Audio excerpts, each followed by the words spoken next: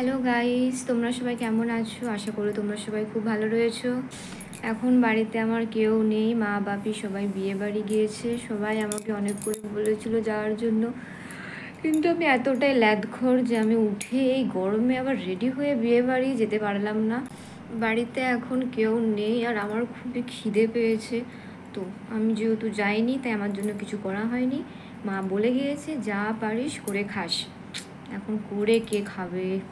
আমাদের বাড়ির আশেপাশে কোনো রেস্টুরেন্ট নেই, কোনো অনলাইন খাবার ডেলিভারিও আসে না, তাই আমার কাছে কোনো অপশান নেই, নিজেকেই কিছু করে খেতে হবে।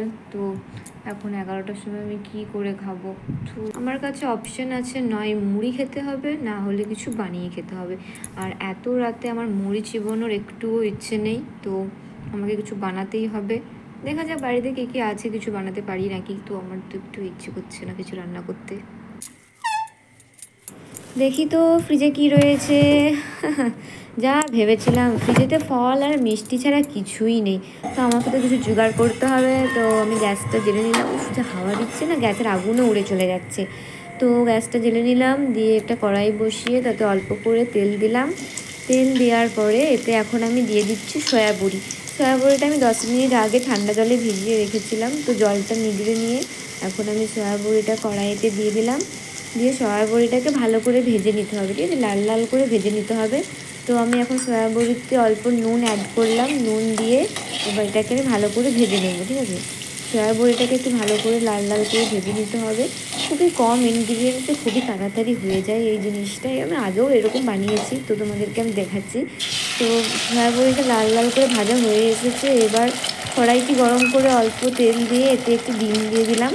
ডিমটাকে ভেঙে চুনো চুনো করে নিতে হবে। তো অল্প একটু ভাজা হয়ে গেলে এরপরে ডিমটাকে ভেঙে আমি চুনো চুনো করে নেবো।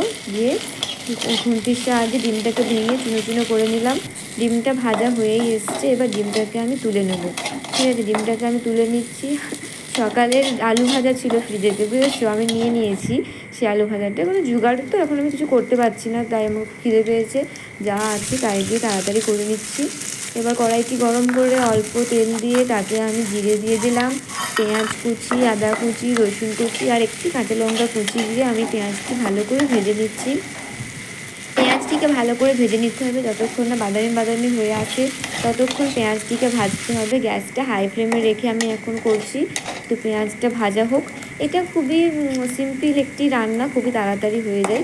পেঁয়াজটা বাদামি বাদামি হয়েই এসেছে, আরেকটা ভাজা হয়ে গিয়েছে। এবার এতে আমি সব কিছু অ্যাড করে দেবো। সয়াবিন, আলু, ডিম যা ভেজে রেখেছিলাম ভালো করে আমি অ্যাড করে নিচ্ছি। এবার এটাকে ভালো করে মিক্স করে নিতে হবে। তো আমি এতে কোনো মশলা বা আদার্স কিছু অ্যাড করছি না। আমার খুব একটা মশলাপাতি খেতে ভালো লাগে না, সেটা এটা নর্মালি ভালো লাগে খেতে, এরকমই খেতে ভালো লাগে। ভাত অ্যাড করবো। তো এটা ভালো করে মিক্স করে নেওয়ার পরে এতে আমাকে অল্প নুন অ্যাড করে দিলাম। তো এটা মিক্স করে নেওয়ার পরে আমি এতে অল্প লবণ আর অ্যাড করেছিলাম, মিক্স করেছিলাম, সেটা আমার আর দেখানো। তো দুপুরের একটু বাসি ভাত ছিল, সেটা ফ্রিজে রাখা ছিল। তো আমি সেটা নিয়ে নিয়েছি, সেটা নিয়ে সবগুলোকে একসাথে ভালো করে মিক্স করে নিচ্ছি। এটা খেতে খুবই ভালো হয়, ঠিক আছে? ভালো লাগে, তোমরাও করে দেখতে পারো, তাড়াতাড়ি হয়ে যায়। এতে গরম মশলা অ্যাড করলাম, এতে অনেক ভেজিটেরিয়ান অ্যাড করা যায়, গাজর টাজর ইত্যাদি। কিন্তু আমি এখন খুব খিদে পেয়েছে, আমার ওইসব কাটাকাটি